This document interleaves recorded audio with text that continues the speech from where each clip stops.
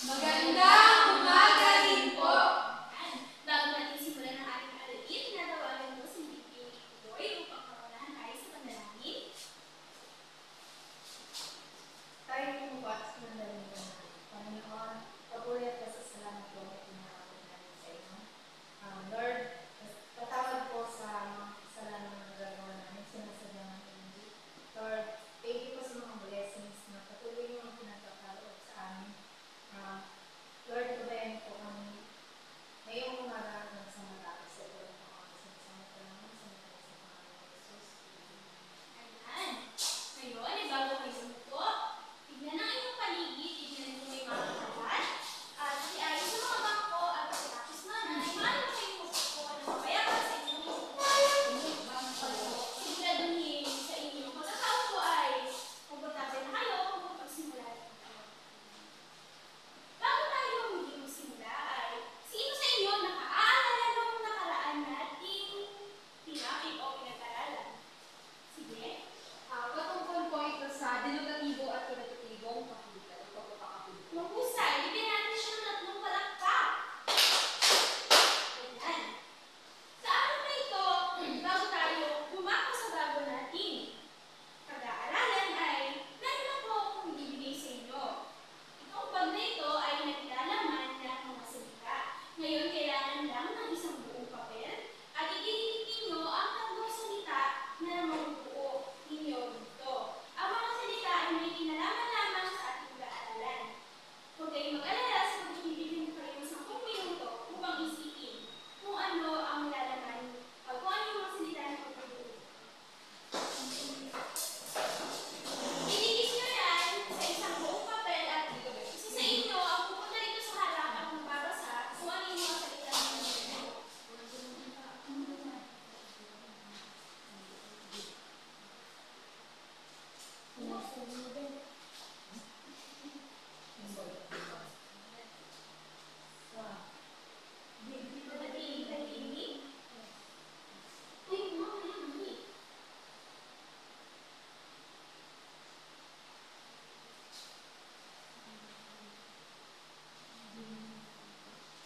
Dito nyo na lang idikit.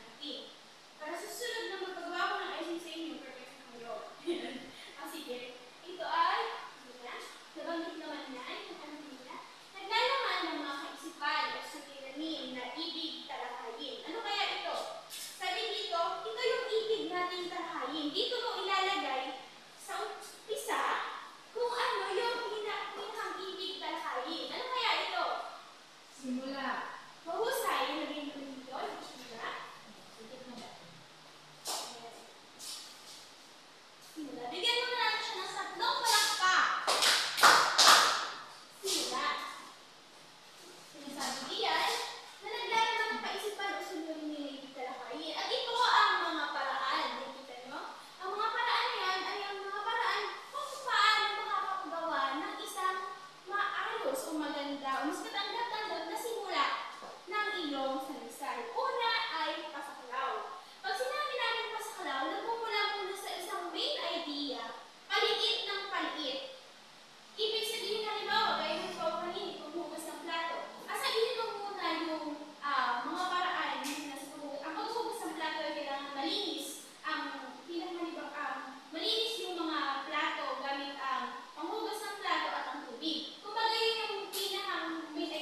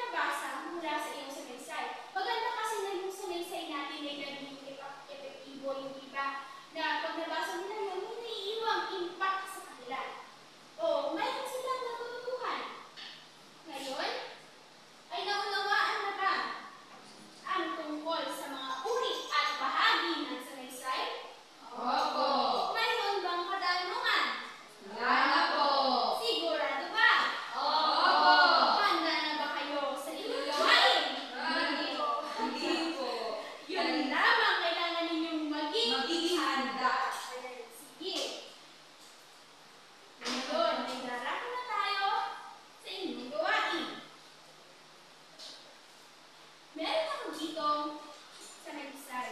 Kayo ay maswerte sapagkat nagpapalito ako ng sanaysay at hindi ko na kailangan pang gumawa. Ngayon ay pakibigay sa inyong mga sinutol ang sanaysay ninyo. Ma'am, ano pong gagawin dito, ma'am? Ang gagawin ninyo ay susuriin ang sanaysay ng tutorial. Bibigyan ko kayo ng muli ng 10 minuto, mawala tayo sa oras. 10 minuto ang suriin. Anong uri? Take the